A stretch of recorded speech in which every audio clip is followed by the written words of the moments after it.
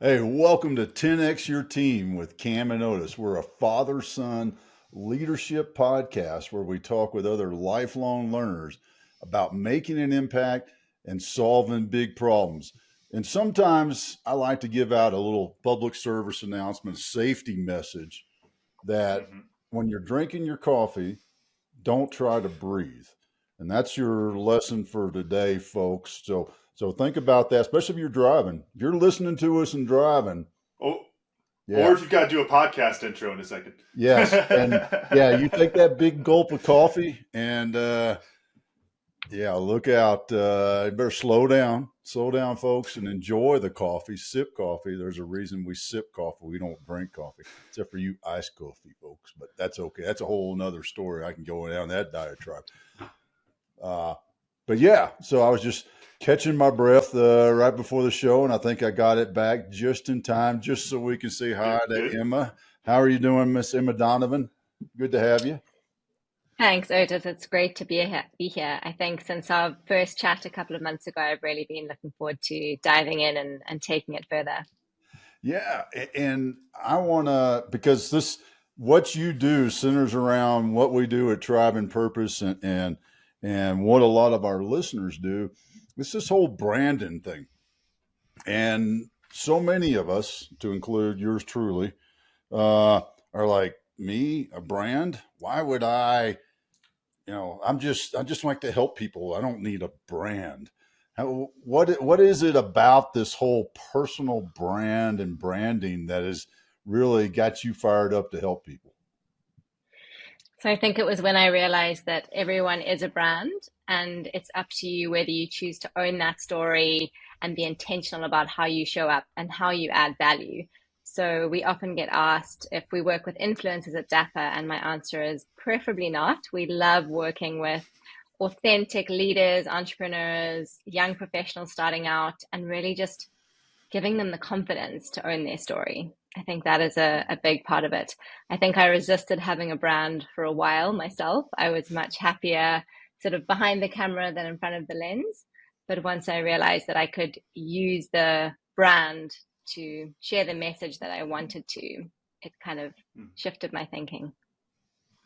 What is so powerful about like treating yourself as part of the brand rather than trying to separate yourself from the business and using that personal brand? The first thing that comes to mind for me is just that it's tiring to try and keep them separate. I think there's a sort of natural flow if you feel authentic in your own, comfortable in your own skin.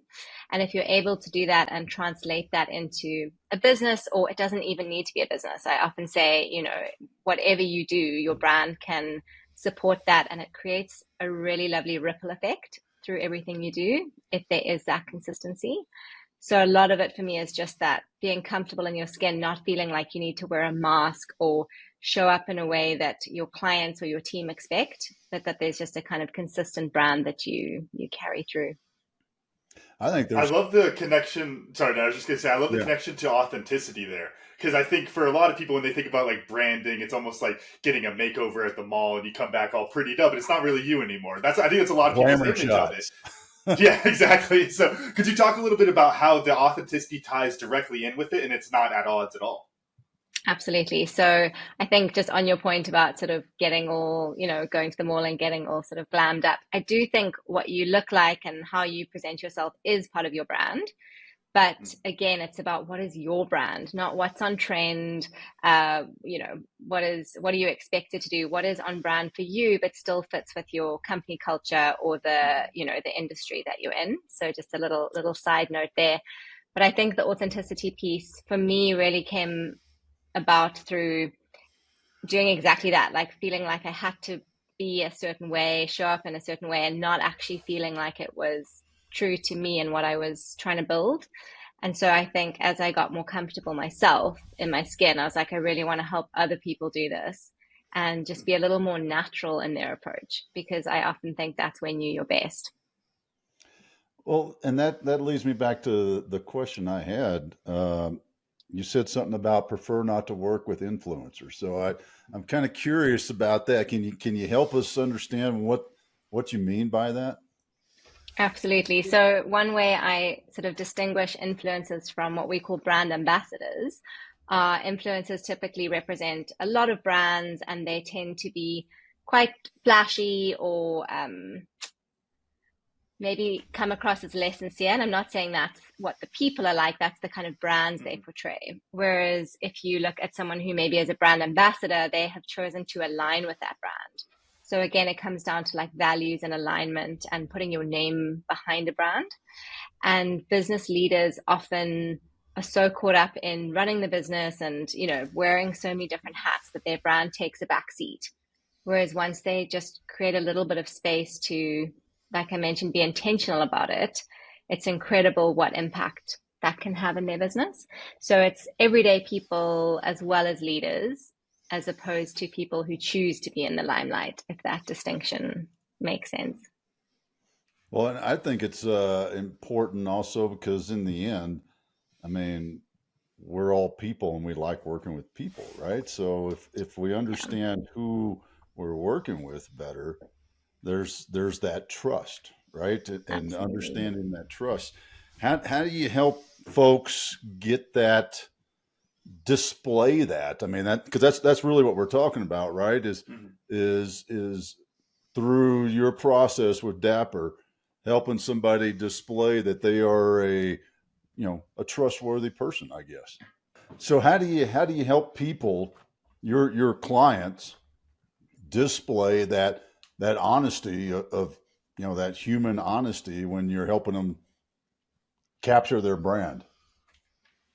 It's a great question. And we like to start with what their brand stands for. So a lot of clients struggle to articulate their brand voice. And instead of just Mhm. giving them a list of words to choose from, we go right back to what matters to you. What are your values? How do you want to show up in the world? A great question is, what do you want people to say when you're not in the room?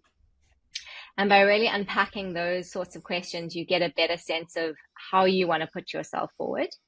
And from there, we can then have the conversation around what is your voice? What platforms make sense for you to share your message? And a big one is what do you want to talk about and why? So there's lots of different sort of schools of thought and ways to approach it, but we are big believers in share stories, firstly, stories rather than Mm. just Mhm. selling, and do it around topics that you genuinely have a passion or interest in, as well as expertise.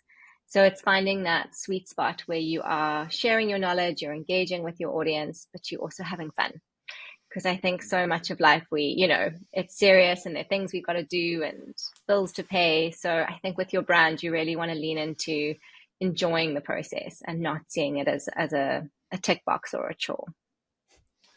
How do you help people to deal with that like self deception aspect of finding their own brand or even their company's brand? Because it is their another version of themselves, I guess you could say. Yeah. But I feel like the like what comes to mind is the term of like wants versus like want to wants. Like they can look at their business and like want to want all these different things, but it's like, do they really want to put on the suit? Do they really want to do all these kind of things? Like, how do you help to tease those out? So we have a product called the Culture Deck, which I'm really passionate about because it is helping brands, and it's often the company brand, to articulate their culture and their brand. So we're not trying to shape it or redefine it, but we're going, what is it currently, and where are the areas where you want to evolve it or enhance it in some way? So I think that's a very collaborative process that, again, just asking the right questions, similar to a sort of coaching approach, where you asking questions, you kind of holding up a mirror to clients to get them Mhm. to see it, and then using examples. I always find that really useful, where you give an example of a brand. It doesn't even need to be in the industry, but maybe just with a similar ethos, and say, this is how they're doing it, what works, what could you draw inspiration from, and then importantly, how do you make it your own? So just giving each person or company that like unique feeling that they are confident and proud to put out in the world. I'd love to explore that a bit more, the articulating your culture, because that's really interesting. And, it's something I think a lot of business owners struggle with is, well, what is our culture? Well, we got a ping pong table and a kegerator in the break room, sort of thing. So how do you help them truly articulate what their culture is? Mm. It took us about a year to develop the product because there are so many elements to it. And we're like, how do we make sure this adds value to the team? And what we've come up with is it's actually like a coffee table book that encapsulates all the conversations we've had. And what we like to do is not just ask the leadership team or the founder, but to interview people, a whole cross section of the company. And then again, find where there's misalignment, find where from dress code, we touched on that earlier, is what is the dress code? And if you've got different answers, then to go to the leaders and say, which one do you want it to be? And how do we shift that in a healthy way where people don't feel like they're being told what to do, but more that they understand the culture and why it's there. So that's a small piece. I think a big one is values. It's about encouraging companies to live those values rather than just have them on the wall or, in a folder somewhere. So it's really about how do you bring that to life and how do you use examples and use it to inspire and motivate people rather than to make them feel restricted or that they've got to fit into a box. I think it's really useful for hiring. So to give potential candidates you're employing that culture deck to read. It's important for stakeholders, for strategic partners. So it's designed in a way that really can help. Again, like I said, we're not there to create it, but rather to make sure that it's articulated in a way that makes sense. Yeah, talking about articulating the brand, what comes to mind for me is, I think branding, Dad, you kind of hinted at this in the intro, but branding is one of those words I think a lot of people use, but, we don't necessarily know a lot of stuff about. Could you give us, like, I guess the thing I'm thinking of is, like, kind of some broad buckets to put different types of brands in, maybe like 3 examples of brands, 4 examples of brands, something like that? In terms of personal brands In terms of or personal brands, and then like maybe different types of personal brands, or if you want to use like you're saying if you used a company as a reference point, that also if it's a little bit easier for people to understand, but just mm, kind of putting into those broad buckets for people to start to see where they might fit on that. absolutely. So we often use personal brand and professional brand interchangeably, which I'm not sure how I feel about. It's kind of just happened. But I think as a starting sort of umbrella term, a professional brand is useful. I think the reason it doesn't always sit well with me is I like that idea of consistency, whether it's your personal life or your business life. But let's keep it simple with we're looking at different types of professional brand. And I think a big thing for me is comes down to if you're an introvert or an extrovert. Because if you are comfortable out in the world, your professional brand is going to be louder and more vibrant and more visible. But I think there's such a space for people who are, like I said, I used to be more comfortable sort of tucked away or like making less of a splash. I think there's a huge opportunity for those people to create a strong professional brand. And they're often the ones who are a bit skeptical or need to sort of unpack it a bit first. So I think that's a nice distinction around you don't have to shout the loudest. You can create a strong profile, you can create valuable content, you can engage with other people's content without necessarily being in the limelight, but you are still giving yourself a really strong foundation to take that career change, to start your own venture, whatever it might be. So I know that's not a lot of categories, but I do think it's quite a useful one to kind of go professional and then how sort of, yeah, how extroverted do you want to be with your brand? What about uh, data? I mean, we seem to have been, well, at least me, been talking a lot about the data. And one of the things I've always heard and kind of seen also is you can't track the metrics of your brand. So how have you, you and your team devised a way that could say, if you truly display your brand and have your brand, this is what the result will be. Yeah, it's a really interesting topic. It's something I bring up right at the beginning with clients and say this isn't like a marketing campaign or an advertising campaign where you measure the return on investment. And we often say, what does success look like for you? Because that is something we can measure. We can go in 6 months' time when we've taken you through this process, do we feel like we've achieved success? So that I think is the main part of it. In terms of metrics we can track, I think with LinkedIn, it's really interesting to look at impressions versus likes versus comments as an example, where you want to start. And again, it's more just to refine your strategy and what content you're putting out, but to say, what's my audience engaging with? Where am I getting traction? And then you can fine tune it from there. But yeah, it's definitely not like an ad campaign where you can go this many clicks, this many sales. And it's more about, a longer term, broader strategy of awareness and confidence and getting your story out there. How does the adjustments still work in that? Because obviously it's a longer term strategy, like you're saying. But then I would imagine that there's still some tweaks of, I keep thinking of really like basic versions of branding because we were talking about like the clothes and stuff of like, Dad, you got the ball cap on. It's like, hey, ball cap's got to go. It's been 4 years. It's not working. Like we got to shift out of that. It's not really your look. How do you still strategize or keep the strategy going forward while making those kind of little adjustments? Great question. I think it's always a juggling act to have a big picture strategy and look at the detail. So we really try and have micro steps in the right direction, and also accountability check-ins to say, are we on track? Are we moving in the right direction? So I think that is a big part of it. Another thing is that brand is not static. So we'll have some clients who come and say, make my brand look good, and then they want to like leave it there. And I've always got to remind them that it's your brand evolves with you. So it's not a once-off exercise. It's more about, where am I at now? Where do I want to go? And what is the roadmap that's going to take us there? Have you seen folks as they've gone through this and gone through your program, your training, and you've helped them get all this together, and they've posted their brand, they've got all this public facing stuff. Have you seen them change a little bit? Kind of being their introvertness is less, or they're more open to go out and do things. I mean, really, I think I would even just say their confidence level change. Have you seen that, experienced that? Absolutely. It's probably my favorite part of my job is I get to see people just come into their own, build that confidence. I've had 2 conversations with clients this week who've shared that exact experience, and it doesn't happen overnight. It's very gradual. So that is, yeah, it's a very special part of the process.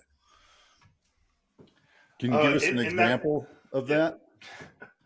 Absolutely. Like they get up on stage or dancing, whatever. Yeah. So I can share 2 sort of examples. One was a client who had never really used social media, and he started posting on LinkedIn, and a week later he got invited to speak on a panel at a big event, and he had never done anything like it. And he said, do you think I should do it? And I said, absolutely, you're ready for this. And he loved it. And it was just that sort of credibility factor that was added to his brand. He was already an expert in his field, but he had never been invited to go and share it in a public space. So that was a lovely story.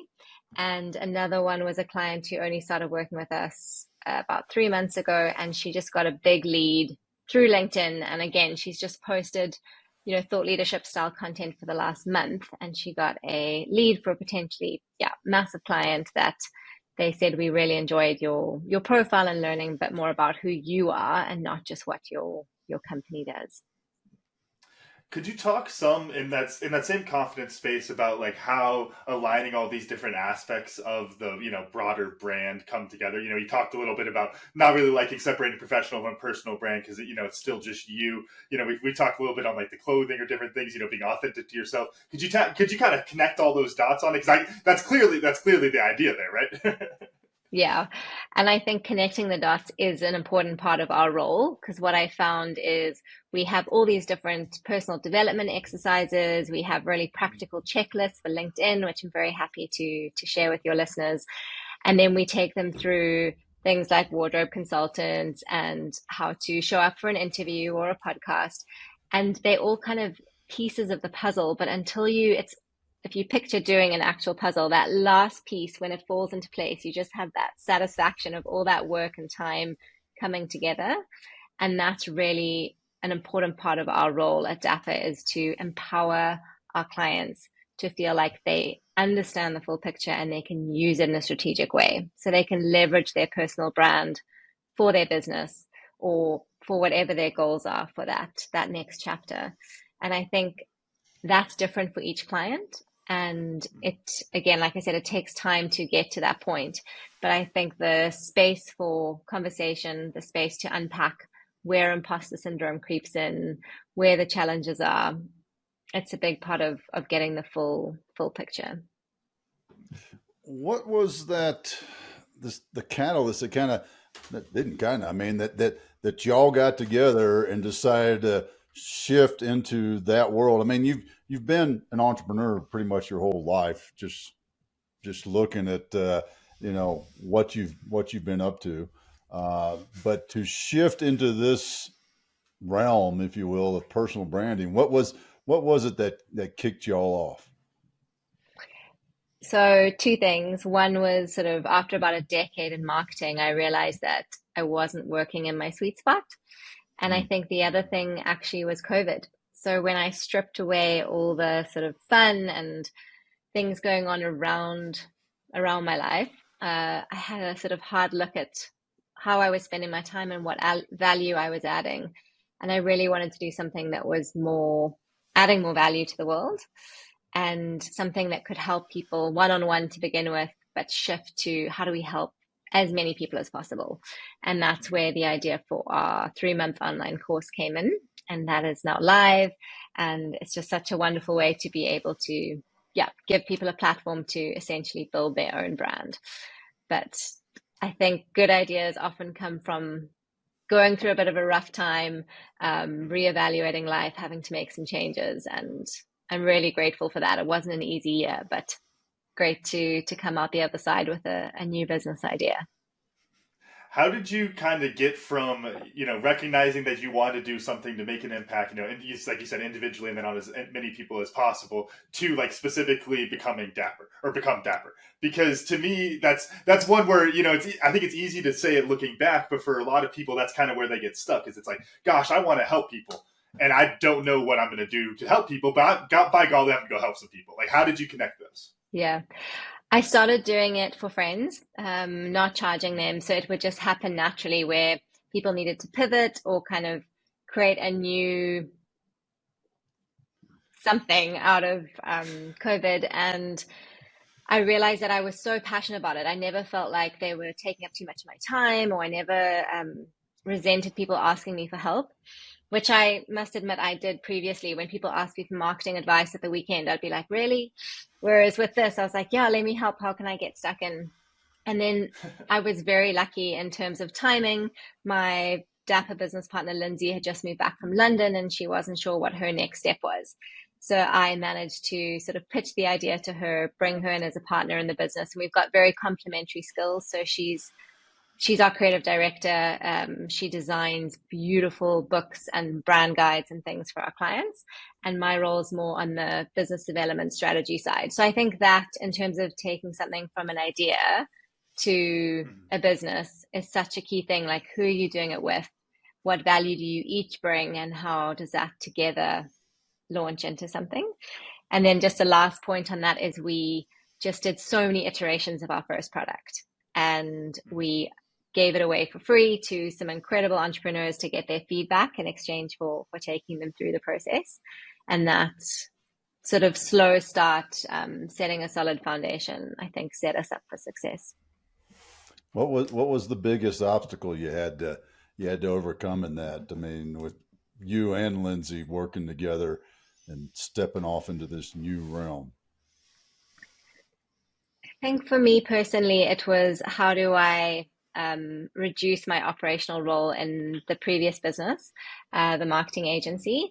And that's been a kind of gradual process of, I really take my hat off to people who run multiple businesses. I found it extremely challenging.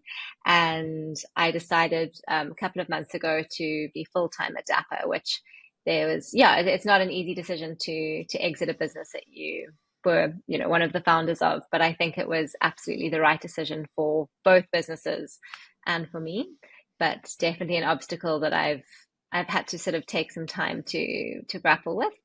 And I think the impact of me being full-time in Dapper is significant of, that single focus of really going, how do we scale the business in a sustainable way? Waking up, thinking about it, and just, yeah, giving it my all.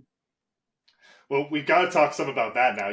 Only 2 months ago. I mean, so that means you spent that first month. You went through your adjustment period. Now you're actually, you're cooking with fire at this point. Talk to us about what that impact looks like. Again, because I'm sure a lot of listeners are balancing two right now, and they might be Yeah, debating jumping into that business all in. absolutely. Yeah, it's such a tough decision and such a personal one. I think for me, a kind of honest share is it's really daunting to be full time because now there's no excuses. There's no, I'm splitting my time or, that needs my attention. It's really like, okay, I'm fully committed to this. So that, yeah, it's been daunting, but I think what's come out of it, which is so exciting, is getting our online course off the ground. So we took our 6 month flagship process and we said, how do we make this more affordable, more streamlined, accessible to more people? And so, yeah, we've done that internally. We have built out a 9 module course with worksheets and videos, and it really is fantastic. I'm so proud of it. And so that I've only been able to do like properly since I've been full time. So I'd say that's been the biggest impact, is having a scalable product, but one that I absolutely believe in. And just as I said, that time to focus. How did it feel to let your baby go out into the world like that? It is so many mixed emotions, but I think we are all, I wouldn't say perfectionists because we really strive not to be, but quality is really a big part of our approach at Dapper. So I think the hard work it's so rewarding to see that come to life. And it's something, to be honest, that wasn't part of our original plan for Dapper because we love the one-on-one time with our clients so much. And once I got behind it and sort of saw how much value it could add, my mindset just completely changed. And it's now probably the biggest focus of my time. How have you been able to, and I mean, still obviously early on in that process, but kind of keep that passion going? Because I think that's one thing that a lot of people worry about, just to use the example, Dad, with, you with your coaching of going from one-on-one into group coaching and those kind of things. Whatever that jump is for a lot of people, whether it's growing the business to the point where now you're just CEO, you're no longer, in the flower shop actually talking with people, you get to this point where you don't have that connection to the thing that brought you there. How have you been able to keep that going, or what are your thoughts looking forward, I guess might be a better answer or question. Yeah. It's something I grappled with a bit in the last couple of months where I had days where that passion just felt like it had wavered a little bit, which I found quite scary. And I think what really helped me was being open about it with my team, with business coaches, and working through it and going, it's okay. It's okay to have days where you're not passionate or where you just don't have the motivation to do what you set out to do, and to try and figure out what is the emotion or the trigger behind that. So what is the shadow that is sort of holding me back, and working through those complex emotions, because it's often not a lack of passion, but it's fear or it's something else holding you back. So yeah, it's an interesting question because it's something that's been quite close to home. For me, getting out in nature is my number one priority. So I mentioned to you a bit earlier, I had a wonderful swim in a dam half an hour from my house here in Cape Town today. And that just completely re-energizes me. So I think it's creating space for things outside of work that fill your cup, and then to remember why you did it in the first place. And that sort of loops back to a big part of our approach with clients is, why do you want to build a brand? Why is it important to you? Why did you start this business? So, yeah. Uh, I love that, and Dad, I want to throw this over to you actually, because talking about the energy levels like that, that's one thing that I know I've been through, whether it's rugby or with Tribe of Purpose, even the podcast, to where it's like it's great when you just have that natural energy and everything's just going because you're just so excited about it. But then there's going to be plenty of days where you don't have that natural energy, and you have to do the work to build that energy up. So that's why I want to throw it over to you, Dad. Talk a little energy levels on that, of why that's such an important thing to kind of take you to that next level. Well, it's how do you get out of that funk? And Emma had a great example. I mean, she went for a swim, outside in the water. Man, that's talk about there's the physical and the mental thing about cleansing yourself right there, and making that decision. So understanding that is huge. Understanding what works for you. Some people it may be, just go right over there to that chair and sit down and read a book for an hour, or a 5 minute walk around the block, or whatever it is to change that. I mean, one of the one of the things that I always talk to clients when they're trying to figure out what their methodology is anything physical. I'm a huge believer in that physical effort, whether it's stomping your foot after you hang up the call with somebody that you're really frustrated with, or going for a walk, or doing push-ups, or going for a swim. All those things are huge tools to help you get out of that funk, to help you break that cycle and be able to make the choice upstairs in your head, because that's really all it is. It's your mind telling you that I'm sad, I'm frustrated, I'm tired, and all you got to do is flip it. It's easy to say, but it may take a swim at the dam to fix that. We've all got to have our processes and techniques, and I'm glad you shared that with us. I was also wanting to go back to when you and Lindsay came together to form this company, and you alluded to it, two very different types of people. How did you two establish the values that you hold so tight with Dapper? Yeah, I love that. I think open communication was the first part of it. That just ease that we have, the way we communicate. We did a couple of assessments that I love. We did insights discovery, Enneagram. We've recently done wealth dynamics. And each one of those, for me, just teach us something new about ourselves and each other. And we constantly come back to that. We use the insights discovery language. There's the four colors and personality styles. And I've got fiery red and sunshine yellow as my dominant sort of colors. And Lindsay has earth green and cool blue. So we really tap into that. And I go, I want to lean into my yellow. So I don't want to feel like impatient and red today. Or I'll say, Linz, can I have some of your green to soften this email to a client? And so just tapping into each other's strengths, recognizing where we add value has been a huge part of it. And just keeping our values top of mind. Our favorite one is always to create space. So space for connection, each other, quality conversation, great work. In a world that's rushed and digital, we really try and just create space to stop and breathe, and fit in that swim. I think people feel guilty for doing things they love, for carving out time for themselves. So we're trying to shift that narrative a bit within our business, which is not always easy, and for the people around us. How do you think those values have shaped either, your offer yourself, the course, or just the way y'all are doing business in general? I think it's had a huge impact on me personally. So I think if I look back to my 20s and early 30s, I was always busy. I was part of so many dinner clubs, and I was rock climbing, and I was hiking, and I still do those things, but I just have more breathing space. So I think Lynn's definitely gets the credit there for getting me to slow down a little bit. And I think a similar work ethic in terms of work hard, but have space for family and for fun and sleep. That is a big one. You don't want to see me if I haven't had enough sleep. Um, and I think our clients are incredibly open with us. So to begin with, I was always surprised when clients really shared very sort of deep personal things about their lives. And when I thought what has changed from being in a like marketing agency environment, I think that space that we hold is a big one. And it's establishing trust with them at the beginning. So by living our values, they are able to feel like it's a safe space to embrace them or to share their own values and know that there won't be any judgment.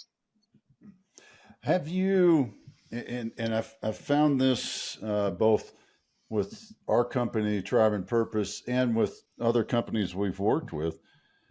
Have you had to say to a potential client, no, you're not a good fit, particularly with the values alignment. And could you walk us through that Mm, experience? absolutely. So I think we've had one or two clients where we have started working with them and then realized that the values don't align. It's never an easy conversation, but what I found is if we're feeling that, they might not be 100% happy or think it's the best fit either. So I try and do it in a way that is, um, honest but constructive, and just say, we think you'd be better suited to someone else. I like to refer them to someone rather than just kind of drop them. So like find a consultant or another company that might be able to work with them. I did have it recently in a pitch call where I just said at the end of the call, like, thank you for sharing your story. I don't think DAP is the right fit for you. I think you're looking for the kind of publicity and like the fame, whereas we're much more interested in the like crafting the message and the confidence. So I explained why it wasn't a good fit. He said he would still like to work with us, which made it very difficult to end the call Pen in the over a right way. check, right? He was ready to do that, huh? Yeah. That But no, I'm, of course, it's always a toss up between, revenue and increasing your client base versus the right fit. And it's definitely something we're pretty strict on, is if it's not going to be a good fit for us, it's, as I say, it's probably not going to work for them either. So rather walk away. Is that something you've also experienced? oh yeah, oh yeah. It's and kind of in that same fashion. You have that first call, and you kind of your true self says, yeah, this isn't quite right, but you know Mm. what? They're willing to slide that credit card, write that check, PayPal, whatever it is, right? And so that part of your mind is like, Mm. get the revenue, and then you step into it and you do a call or two, and it's like, nah, nah, this isn't the right fit for you. You need to go over Yeah. there and see those folks or do this thing. Or I've also done this. You need to come back after you've gone through this process because you're not ready for where we are. I th- I think the values piece is such an important piece of that, because when you sometimes you can look like you're aligned on so many different ways. Look like you might be a great client for us to work with, all those kind of things. But then if the values aren't quite right, sometimes I think it's like look like a small thing, and so you're like, okay, well we could keep working, but if they don't align on this, so it'll be okay. Well, down the road, those things are going to come up. I've told the story before, Dad, with Cobra Valley, with me and my co-founder Elvin up there, that it was like we were like talking about building this, turning this building into a sustainable farm. And I had all these reasons for it, and he had all these reasons for it. And almost none of those reasons lined up. But we had the same goal. And so that was great for about 6 months. And then something came up that challenged that and made the goal slightly different. And then all of a sudden it was like, whoa, we don't align on any of these values. And I think that's why you have to make sure you put an emphasis on it early. I'd be interested, Emma, how do you kind of bring that to the forefront? Because I could also see that being a really weird first phone call if you're like, all right, here are my values. I want to make sure you're right on all of these. And we're going to, it's like the take me to church moment right off the bat. How do you balance those two? So for me, a lot of it is around my gut feeling and actually listening to my gut. I had a friend say once, your heart talks quietly. And I really think there's something in that, to pause and go, what am I feeling? What is the sense I'm getting from this person? And then to ask a couple of questions that get them to open up, and asking them to give examples or talk about, I often think how they talk about people in their life is a really good indicator. If you ask them about their team or their personal life, and you just get a sense of how it's almost like interviewing them for a job, even though they're a client. And Mm. I've had that experience with a supplier, and I was really put through my paces. And I was like, wow, aren't I paying them or wanting to pay them? And it was a really, really impressive experience, and something I've sort of learned from, is get to know someone well before you're going to be working with them. Oh I yeah, love you that. better. You don't have to be best friends, but you better at least like them enough to have a cup of coffee with them every once in a while. Otherwise, that relationship is not going to be any fun. It'll be a struggle to pick up the phone and talk to them, or have a meeting. Any of those things, you'll dread it, and you won't. You, your performance will suck. Yeah, because they'll be draining your energy. Yeah, yeah. When as you all grew, how did you you and Lindsay, however y'all did it, how did you say, all right, we probably ought to hire somebody to do this? Because when you love to do the thing that you do, it's really hard to say, all right, Joe, Fred, Betty, come on in and take over this thing that I really like doing. So we hired people to do the things we weren't good at or didn't like. So my virtual assistant is just absolutely incredible. Couldn't survive without her.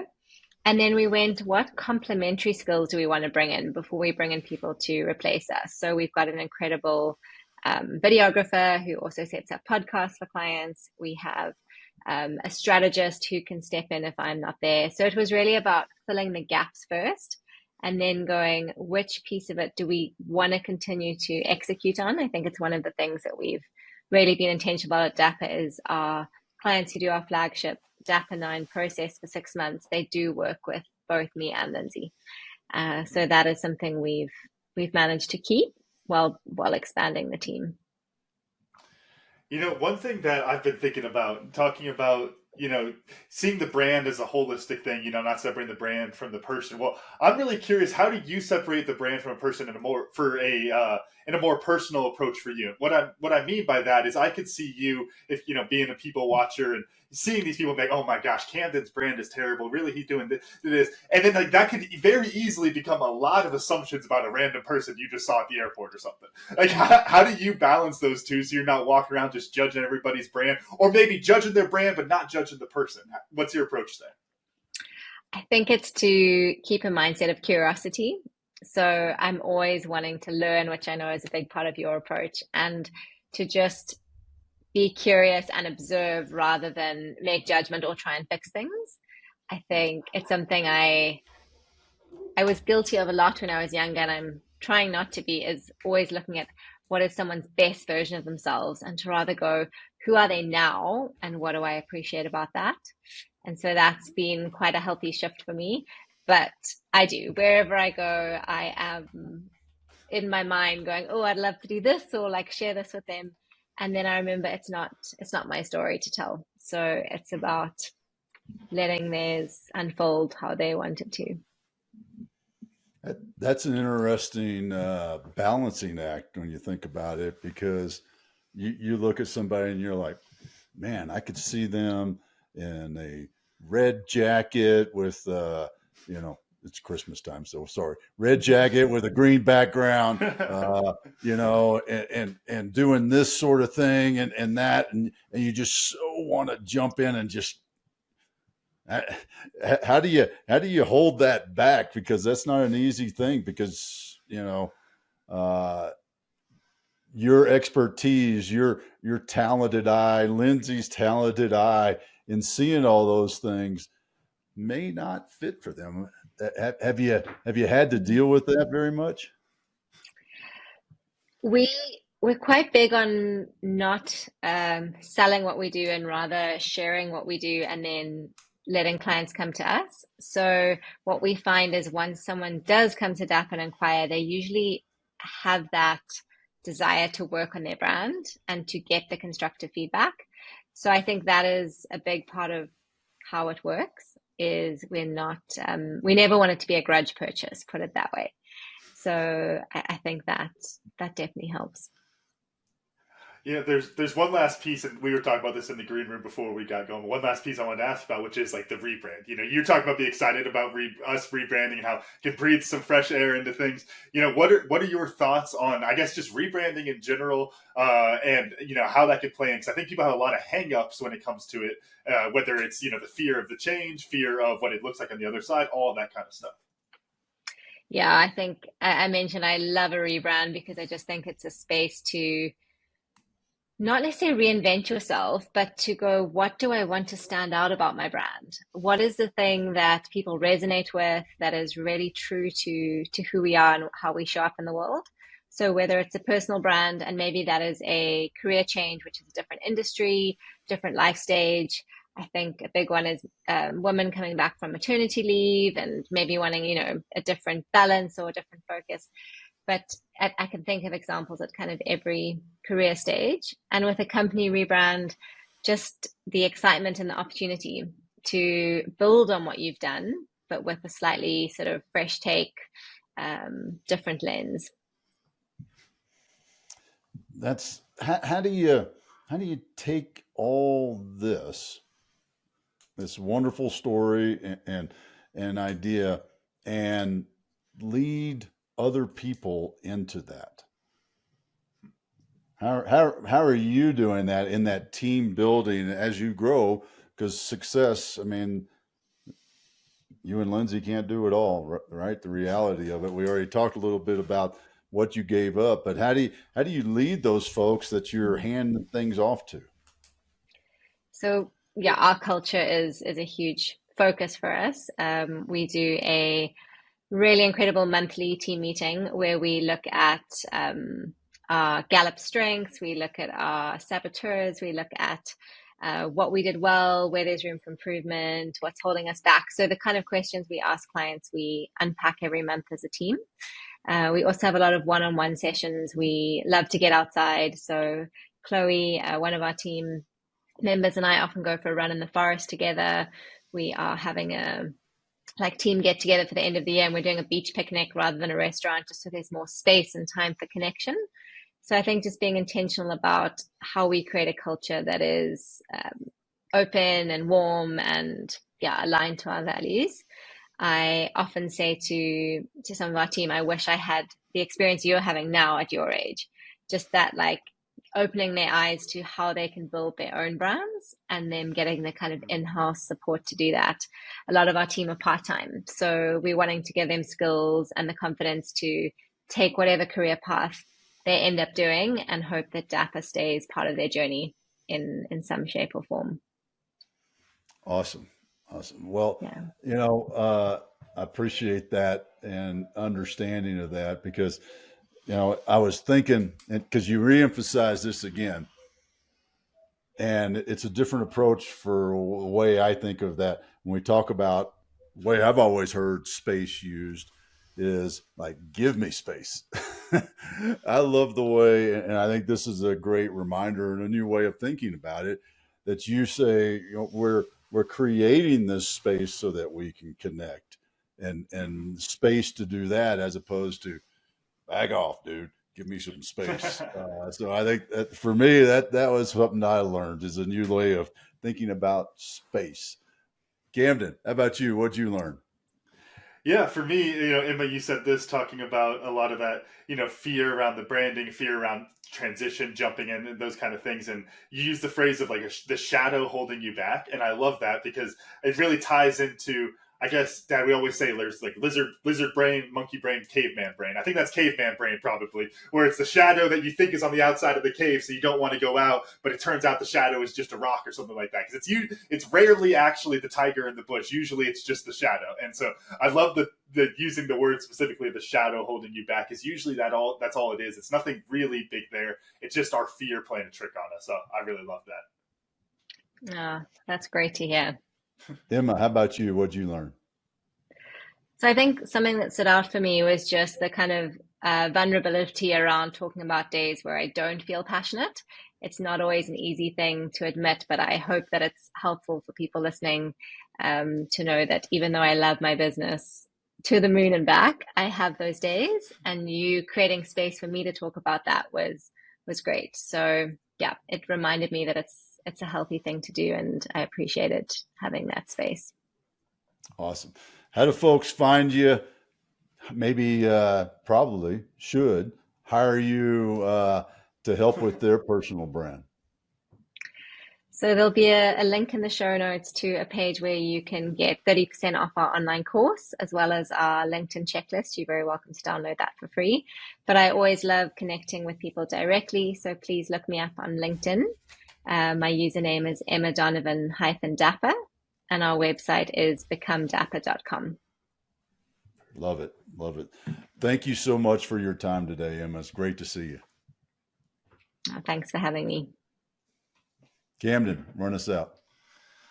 All right. Thank y'all for listening to today's episode of 10X Your Team with Cam and Otis. And a special thanks to our guest, Emma Donovan, for joining us today. Remember, you can watch full episodes of the show on YouTube at 10X Your Team. And if you enjoyed today's episode, please make sure to pass along with other lifelong learners in your tribe so that they can enjoy it too. Follow us on Facebook, Instagram, and LinkedIn. As always, the full archive of episodes available at www.10xyourteam.net. Thanks again. We'll see y'all next time.